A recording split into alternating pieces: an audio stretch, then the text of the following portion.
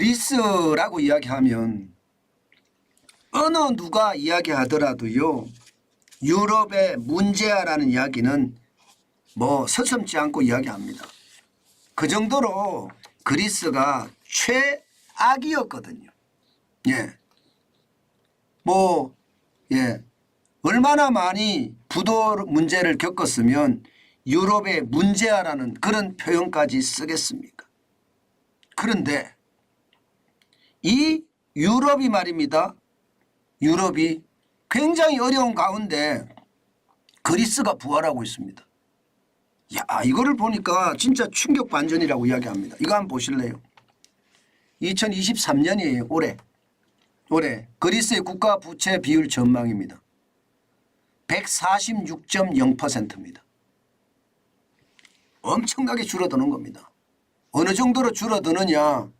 여러분 보세요. 2020년까지만 하더라도 그리스는요. GDP 대비 정부 부채 비율이 206.3%였어요. 206.3%. 저 정도면 뭐 엄청난 충격이 아니라 야, 나라가 안 망하는 게 이상하다. 이렇게 될 수밖에 없죠. 그 정도로 말입니다. 그리스의 상황은요. 좋지 않아서 오죽했으면 유럽의 문제야라는 말을 그냥 쉽게 썼을까요? 그 정도로 말입니다. 안타까웠다. 이렇게 얘기할 수 있는 겁니다. 게다가 1998년에 97.4%가 올라가고 올라가다가 100%를 2000년에 넘어섰습니다. 2009년에 109.4%가 됐고요. 이것이 말입니다. 10년 사이에 206.3% 포퓰리즘의 결과죠. 그것을 말입니다. 2021년부터 줄기 시작합니다. 이게 민주당의 신민주당이죠. 미초타키스 총리가 집권을 하고 나서부터는요. 시장을 확 바꿉니다. 시장을. 기본적으로는요. 시장을 친시장적으로 바꾸고요. 그러면서 말입니다. 그동안 계속 뿌렸던 돈들 있잖아요. 그런 돈들 더 이상 뿌리지 않습니다. 더 이상 뿌리지 않습니다. 그러면서 말입니다. 벌은 돈으로 가지고 나라 빚을 갚기 시작하는 거예요. 그러면서 이루어진 게 그동안 그리스는요. 진짜 유럽의 문제야라고 이야기한 것이 2010년에 구제금융을 받죠. 1,100억 유로를 받습니다. 2012년에 2년 후에 또 받아요. 1,300억 유로. 2013년 1년 후에 또 받습니다. 68억 유로.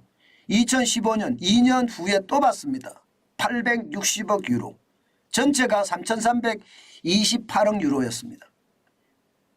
그만큼 말입니다. 최악이었고요. 2018년 얼마 전이에요. 얼마 전에 구제금융 종료가 됐던 겁니다. 참 그리스를 보면 최악의 국가다 이렇게 이야기할 정도로 난리가 아니었잖아요. 그런데 말입니다. 그런데 이게 중도 우파 성향의 미초타키스 총리가 집권을 하면서 완전히 그리스 경제를 완전히 바꿔버립니다. 그러면서 성장을 엄청 땡깁니다. 2020년에 마이너스 9%였지만 2021년 보세요. 8.4%예요. 그리고 2022년에는 5.9%입니다. 2022년 EU 평균이 3.5%인데 그리스만 5.9%예요. 성장 1로죠. 대단하죠. 게다가 말입니다. 올해 2.3% 예상합니다. 2024년 내년에는요 3% 예상을 해요. 이 정도면요 유럽 전체 평균의 2배 내지는 3배예요. 내년에 유럽 경제 성장률 1% 내외라고 이야기하잖아요. 올해는 0.8% 아닙니까? 0.8%. 그러면 3배죠. 그리스는요 유럽 전체 경제 성장률 중에 2배, 3배를 성장한다는 거예요. 난리도 아닙니다. 이렇게 성장해서 번 돈을 말입니다. 국민들에게 나눠주고 뿌리는 것이 아니라 부채 비율을 갚는 데 쓴다는 뜻이에요. 이것을 국민들도 환영하면서 박수를 치고 있습니다. 그동안 말입니다. 예, 그리스는요 1980년대부터 이 좌파 포퓰리즘이 유명했거든요. 예. 파판드레오 총리 때부터 그랬습니다. 이 사회주의 당수가 총리가 되면서 유럽 경제가 완전히 망가졌거든요. 아니, 그리스 경제가 완전히 망가졌거든요. 그 이후에 우파가 돼도 풀었어요. 우파가 돼도. 왜? 안 풀면 안 찍어주니까. 그러면서 좌우가 계속 권력을 교체해가지만 국민들한테 뿌리는 것은 어느 누구도 뒤지지 않았습니다. 좌든 우든 더 뿌리자 더 뿌리자 더 뿌리자였어요. 그래서 최악까지 갔던 겁니다. 지금 우리가 그러고 있죠. 우리도 지금 여기에서 그렇게 크게 벗어났느냐. 야, 이게 크게 벗어났다고 생각은 안 들어요. 예, 문재인 정부에서 돈을 엄청나게 뿌려댔는데 윤석열 정부 돈 안 뿌리느냐. 덜 뿌리는 거죠. 안 뿌리는 건 아니고 덜 뿌리는 거죠. 결국 말입니다. 저는 그리스를 닮아갈까 진짜 두려운 거예요. 지금이 뭐 부채 비율이 50% 미만이라고 이야기하지만 앞으로 얼마나 더 어떻게 늘어날지 아무도 모릅니다. 이 부분에 대해서도 통계 조작이 들어와 있어서 지금 어디까지가 사실이고 어디까지가 거짓인지 아무도 모릅니다. 그러면 그리스처럼 최악의 이런 상황을 맞을 수도 있습니다. 그런데 그리스는요 이거 줄잖아요. 우리는요 안 줄어요. 우파가 지금 집권을 했는데도 안 줄어요. 그리스는 주는데. 저는 이게 굉장히 충격적이라고 보거든요. 왜 안 줄까? 아니 줄여야 되잖아요. 지금 안 줄이면 줄일 기회가 없거든요. 나라가 진짜 최악의 상황으로 갈 수도 있거든요. 그리스는요 이렇게 계속 줄여나가니까 나라에 엄청난 일이 터졌어요. 엄청난 일이. 무슨 일이 터졌느냐 여러분 보세요. 지금까지 그리스는요 투자 부적격 등급에 지금 계속 포진이 돼 있었습니다. 세계 3대 신용평가기관에서 말입니다. 그런데 S&P가 그리스의 국가신용등급을 BBB-로 투자 적격 등급으로 상향 조정했습니다. 노력하니까 노력에는 항상 결과가 따르게 마련이죠.